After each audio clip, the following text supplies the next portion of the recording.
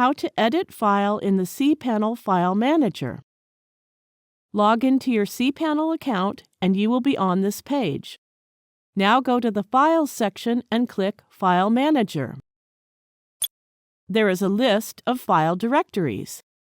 Now go to the directory where your file is saved. For example, if it is inside public HTML, click Public HTML.